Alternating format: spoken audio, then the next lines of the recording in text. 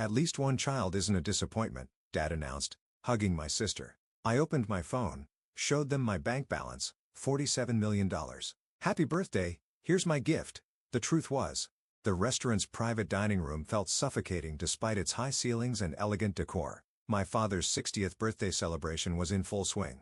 Crystal glasses clinking as relatives shared stories about his successful law career. I sat quietly at the corner of the long table picking up my overpriced steak, trying to become invisible, a skill I perfected over the years. And here's to my daughter, Emma, Dad announced, raising his glass. Recently made partner at Anderson & Mitchell. Following in her old man's footsteps, my sister stood up, basking in the approval that radiated from every corner of the room. Her designer dress probably cost more than what most people thought I made in a month. She always been the golden child, the one who did everything right. Prestigious law school, perfect marriage, right connections. Thanks, Daddy, she beamed. I learned from the best. I took another sip of wine, remembering all the times I'd heard, "Why can't you be more like your sister?" Growing up, every decision I made that didn't align with their planned path was met with disappointment. Engineering school instead of law school. Starting my own tech company instead of joining a firm. Living modestly instead of flaunting wealth. And then there's Sophie, my mother added with a tight smile. Still doing her, what do you call it, dear? Computer thing? Artificial intelligence development, I corrected quietly. My company specializes in AI solutions for yes, Dad waved his hand dismissively, playing with computers. At least one of my children understood the value of a real career. The familiar sting of his words burned, but I forced myself to maintain a neutral expression. If only they knew that my computer thing had revolutionized multiple industries, that the modest office they mocked as a hobby shop was just a front for my real operations. Did you hear about Emma's new house in the Hamptons? Mom gushed to anyone who would listen. 5 bedrooms, private beach access. It's nothing really, Emma said with false modesty. Just a little weekend getaway. Though, Sophie, if you ever need a break from your startup, you're welcome to visit. When we're not there, of course. More polite laughter. I thought about my own properties. The penthouse in Manhattan, the villa in Tuscany, the private island in the Pacific, all carefully hidden under various LLC names, their ownership obscured by layers of corporate privacy protection. A toast, my Uncle Robert stood up, glass in hand, to James Morrison, who raised one hell of a successful daughter. And Sophie, my aunt added, clearly feeling obligated. She's trying her best. I watched my father's face. There it was, that slight grimace he always got when someone mentioned me, as if my very existence was a disappointment he had to endure. Well, he said, straightening his tie, at least one of my children isn't a disappointment. Emma understood what it means to build a real career, to create a legacy. She's made the Morrison name mean something in the legal world. The room fell awkwardly silent. Even by his standards, this was harsh. James, my mother whispered, maybe that's a bit. No, Margaret, it needs to be said. He turned to face me directly. Sophie, you had every advantage. The best schools, every opportunity. And what do? Waste it all playing entrepreneur in some tiny office downtown. Do you know what people say? They ask me what went wrong with my other daughter. I set down my wine glass, the crystal making a soft clink against the tablecloth. What went wrong? My voice was quieter than I intended, but it carried across the sudden silence. Yes, what went wrong? While your sister is closing multi-million-dollar deals, you're what? Writing computer code in a basement? I thought about the contract sitting on my desk back at the office, about the revolutionary AI system my company had developed, the one that was about to transform global finance, about the acquisition offers from tech giants that I'd turned down because the numbers, 9 figures each, weren't high enough. Dad, Emma said, trying to play peacemaker. Sophie's doing fine. I mean, she's independent at least. Not everyone can handle the pressure of real corporate success. That was Emma, always managing to sound supportive while twisting the knife deeper. Independent? Dad scoffed. Is that what we're calling failure now? When I was her age, I was already making waves in the legal world. Your sister was already on track to partner. But Sophie, she's 35 with nothing to show for it except some delusional dream of being the next Steve Jobs. I pulled out my phone, fingers hovering over the banking app. For years, I kept my success hidden, partly because I enjoyed my privacy, partly because I was waiting for the right moment. Watching my father pontificate about success while my sister smirked, I realized this was that moment. You want to talk about success, Dad? I opened the app, navigating to my main account. About legacy, about what the Morrison name means. Sophie, my mother warned, don't make a scene. It's your father's birthday. Yes, it is. I stood up slowly, and I think it's time he got his gift. The truth, we don't need another one of your homemade computer programs, Emma said with a condescending smile, though I'm sure it's very creative. I turned my phone around, displaying the screen for everyone to see. My account balance glowed clearly, $47,282,465.19, and that was just one of my accounts. The room went completely still. I heard a glass shatter somewhere to my left. That's my father's voice cracked. That's impossible. Is it? I pulled up another screen. My company's latest valuation report. Morrison Technologies, have you probably know it better as Mount Solutions, the AI company that's been making headlines for revolutionizing financial technology, currently valued at just over $4 billion. Emma's perfectly maintained composure cracked.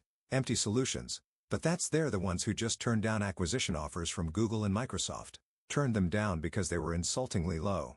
I smiled, enjoying the way my father's face had lost all color. Would you like to see those offers, Dad? They're quite impressive, though not as impressive as what your failure daughter has built on her own. You're lying, he stammered. This is some kind of trick. I pulled up the company's public filings. Check for yourself.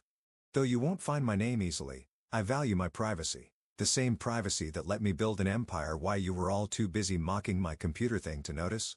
My mother had sunk into her chair, her social smile completely gone. Emma was frantically Googling on her phone, her hands shaking slightly as headlines about Empty Solutions filled her screen. $4 billion, I continued calmly. That's what your disappointment daughter's company is worth.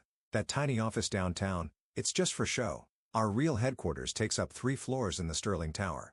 You know, that building Emma keeps bragging about wanting to get her firm into. I own it.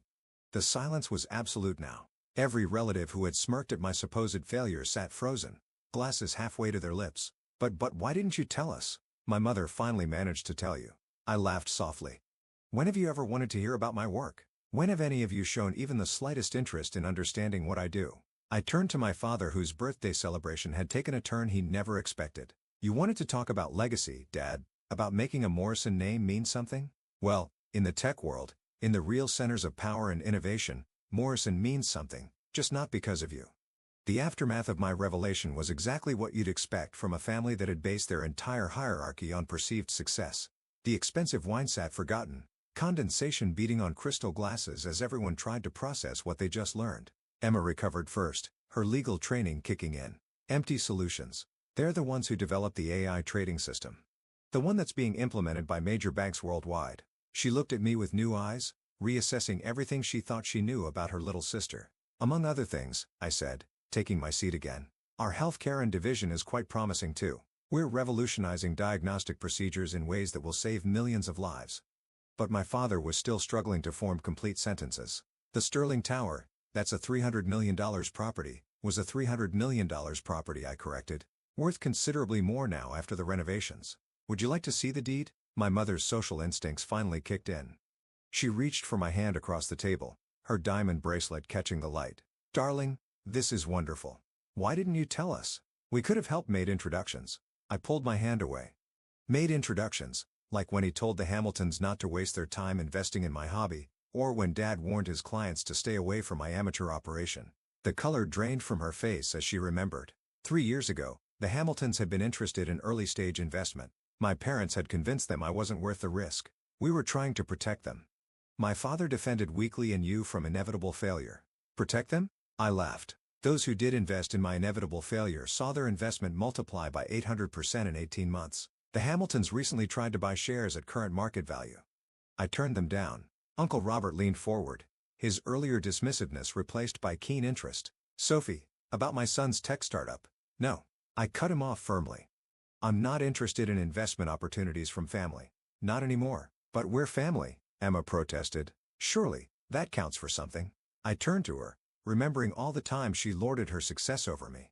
Does it? Like when you convinced the partners at Anderson and Machon not to consider my company's software proposal, looking out for their best interest, I believe you called it. She had the grace to look embarrassed. That proposal rejected due to her interference had gone to their competitors instead. The same competitors who were now dominating the legal tech sector using my company's systems.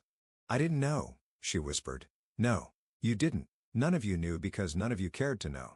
I stood up again, dropping my napkin on the table. You were also convinced you knew what success looked like. A corner office, a partnership, a house in the Hamptons. You never considered that real innovation, real world-changing success might look different. Sit down, my father commanded, finding his authoritative voice again. We need to discuss this as a family. Your company. These opportunities. Opportunities? I raised an eyebrow. You mean, now that you know I'm worth billions, suddenly my computer thing is worth discussing? Don't be difficult, Sophie, my mother pleaded. Your father's just trying to understand. We all are. It's a lot to take in. I looked around the table at my assembled family, aunts, uncles, cousins, all who had spent years pitying poor Sophie while praising Emma's conventional success. Now they stared at me with naked calculation in their eyes, mentally revising every interaction we'd ever had. You know what the funny thing is? I said, picking up my purse. I used to dream about this moment, about showing you all what I built, proving you wrong. But standing here now, I realized something. Your approval stopped mattering a long time ago. Sophie, please. Emma stood up. Let's talk about this. Maybe there are synergies between our firms. Synergies? I couldn't help but laugh. You mean now that you know who I am, you want to explore business opportunities? What happened to my amateur operation? My father pushed his chair back abruptly. Enough. I won't have you ruining my birthday with this spectacle. If you've built something successful, good for you. But your attitude? My attitude? I cut him off, my voice sharp. You mean like your attitude 5 minutes ago when you called me a failure in front of our entire family? Or your attitude the past 7 years when you couldn't even be bothered to visit my office? He fell silent. And in that silence, I saw something I'd never seen before. Uncertainty. For the first time in my life, my father wasn't sure he was right. I pulled an envelope from my purse and placed it on the table. Happy birthday, Dad. Inside, you'll find something interesting. The D to your law firm's building. Empty Solutions bought it last month through a subsidiary. Consider this notice. Your rent is doubling next quarter. Market rates, you understand. The room erupted in chaos. My mother gasped. Emma started frantically typing on her phone, probably trying to verify what I just said. My father just stared at the envelope like it might bite him. You can't do this. He finally managed. Actually, I can. Just good business sense. Isn't that what you always taught me? I smiled. Don't worry. I'm not being vindictive. You're welcome to stay at the new rate, or you can move to one of the many other buildings in the city. Though I pause for effect, you might want to check who owns those first. I turned to leave, but Emma caught my arm. Wait, at least let me take you to lunch next week to talk about things. Sister to sister. I gently removed her hand. I'm afraid I'm busy next week. I'm finalizing the acquisition of Anderson and Mitchell's largest client. You know, the one whose AI contract you convinced them to reject. I washed her face pale. Don't worry. I'm sure the partners will understand. After all, it's just business. Sophie, my mother called out as I reached the door. What do you want from us? I paused, considering the question. For years, what I wanted was your approval, your understanding, your support. Now I don't want anything from you. That's the beauty of success. It shows you what really matters and what doesn't. As I walked out of the private dining room, I heard the chaos erupting behind me. My phone started buzzing immediately. First, Emma, then my mother, then a string of messages from relatives who suddenly remembered my existence. I stepped into my waiting car, nodding to James, my driver. The office, please. Everything okay, Miss Morrison? He asked, noting my expression in the rearview mirror. Better than okay, I replied, watching the restaurant disappear behind us. Just finished giving my father his birthday gift. The truth. Back at my real office, the top floor of Sterling Tower with its sweeping city views, I sat at my desk and finally looked at the messages flooding my phone. Mom, please call us. We need to talk about this as a family. Emma, this is crazy. Let me explain about Anderson and Mitchell. Dad, your behavior tonight was unacceptable. Call me immediately. Uncle Robert, about that startup investment. I deleted them all and opened my email where my team had sent the latest acquisition reports. Mount Solutions was about to announce another technological breakthrough, one that would reshape the industry yet again. My net worth would likely double by year's end. A knock at my door interrupted my thoughts. My assistant, Sarah, entered with a concerned look. Your sister, Emma, is in the lobby. Says she won't leave until you see her. I glanced at the security feed on my computer. There she was, still in her designer dress from dinner, looking decidedly less polished now. Tell her my schedule is full, I said, turning back to my work, but she's welcome to make an appointment through proper channels, of course. Sarah nodded and left. On my screen, I watched Emma receive the message, saw her face contour in frustration before she finally left. Looking out over the city skyline, I thought about success and failure, about approval and validation. For years, I've let their narrow definition of success make me feel small. Now I realize true success isn't about proving others wrong. It's about proving yourself right. I opened my phone one last time and sent a single group text to my family. Thank you for teaching me that failure is in the eye of the beholder. Rest assured, Your rent increase is nothing personal. Just good business sense like you always taught me. By the way, Emma, your firm's biggest client sends their regards. They're very excited about implementing Mount Solutions' new legal AI platform through your competitors. Then I turned off my phone, picked up the latest project proposal, and got back to work. After all, empires aren't built by waiting for family approval. They're built by those willing to be underestimated, and I have been underestimated for the very last time.